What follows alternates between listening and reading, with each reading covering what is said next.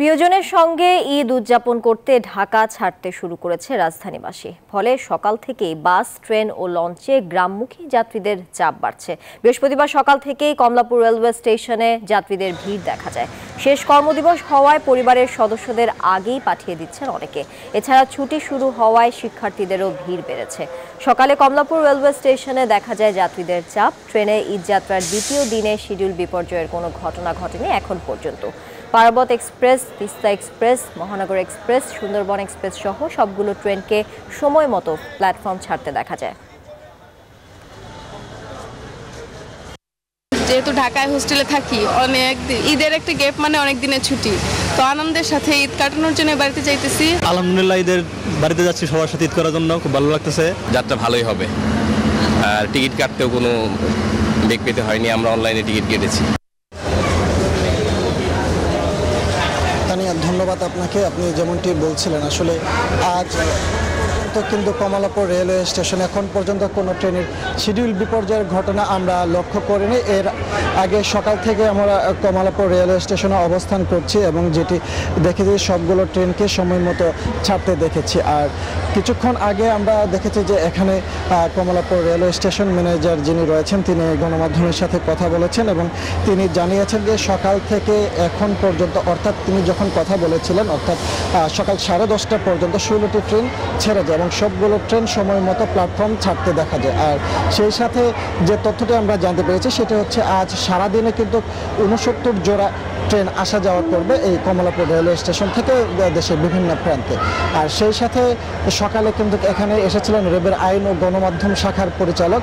তিনি কমলাপুর রেলওয়ে স্টেশনে আসেন এবং যাত্রীদের নিরাপত্তার বিষয়টি তিনি পর্যবেক্ষণ করেন এবং কথা বলেন গণমাধ্যমের সাথে।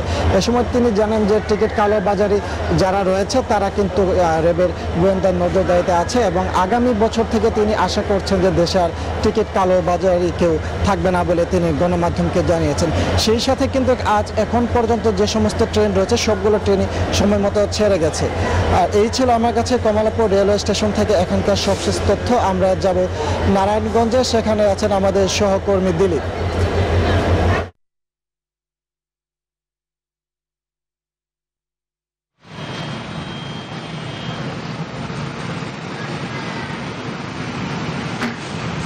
ধন্যবাদ সৌরভ। আপনি কমলাপুর থেকে যেমনটি জানাচ্ছিলেন ঈদযাত্রার খবর, ঠিক আমি কিন্তু এই মুহূর্তে আছি ঢাকা চট্টগ্রাম মহাসড়কের মেঘনা টোল প্লাজা এলাকায়। এইখানে কিন্তু গাড়িগুলো সচল আছে, অর্থাৎ নারীর টানে ঈদমুখী মানুষের বাড়ি ফেরার যে তাড়া সেটা কিন্তু আমরা দেখতে পাচ্ছি এখানে দাঁড়িয়ে। এখানে কিন্তু বিভিন্ন যানবাহনগুলো মেঘনা টোল প্লাজায় টোল দিয়ে তারা বাড়ির দিকে ছুটে যাচ্ছে, গন্তব্যের দিকে ছুটে যাচ্ছে। আমরা এখানে কথা বলেছি টোল প্লাজার বিভিন্ন কর্মকর্তাদের সাথে। তারা যেমনটি জানিয়েছে, তারা মূলত জানিয়েছে যে এখানে 6টি করে মোট 12টি টোল বুথ খোলা রয়েছে। রাত দিন 24 ঘন্টা কিন্তু তারা খোলা রেখেছে এবং ইটিসি পদ্ধতিতে তারা টোল আদায় করছে, যে কারণে এখানে কিন্তু কোনো যানজট নাই।